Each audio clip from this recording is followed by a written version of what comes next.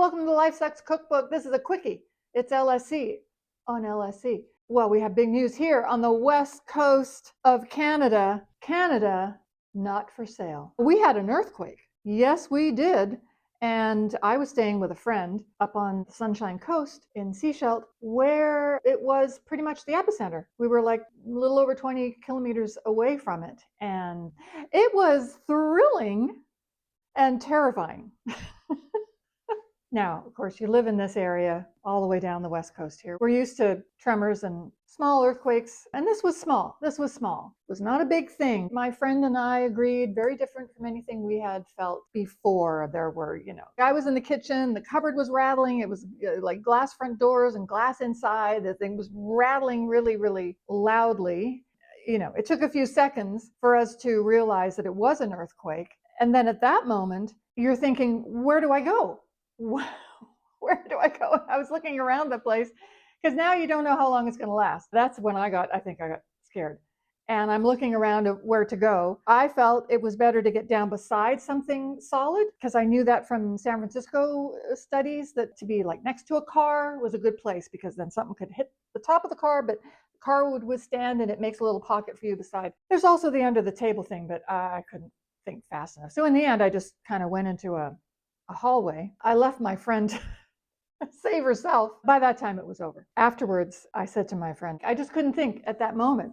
And so all I could think of was to go in the hallway. There was, she said, well, yeah, there was a china cabinet right behind you, which was not attached to the wall, which she's been meaning to do, I think, for a number of years. So if it had gone on for any length of time, that china cabinet would have come down on my back. There were no injuries. Nothing was broken. It was fine. We were all fine, but certainly rattled. And it was a reminder to be prepared. So I went and got some things, and let's just look at what I got.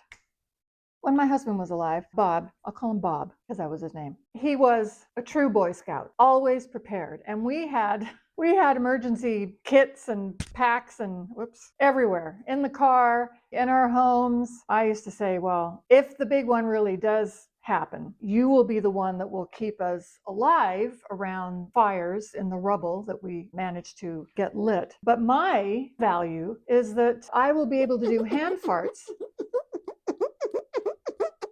and entertain people. Not that he wouldn't have entertained people as well. Anyway, I went and got some water. I probably need another one. I'll get another one. I thought it was really good. A good idea would be sardines, because these things will last forever and they have a lot of what you need in them. And if you get the smoked ones, I find they're easier to eat. This is something that Bob bought years ago. So dehydrated stuff, which I'm guessing kind of lasts forever. It probably wouldn't have tasted good 10 years ago and it won't taste any better now. So what does it matter? Dried blueberries.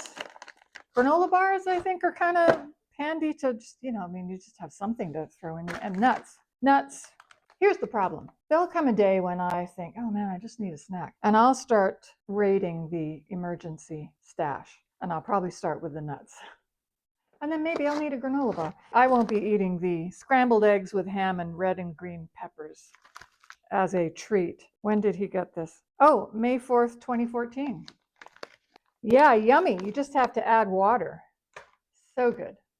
So I have to keep an eye on the fact that I'll have to probably still restock these. Just a reminder for yourself, because I've had to sort of now think like Bob after that, because that did rattle the dishes and it also rattled me. Make sure you got something yourself. So we all survive.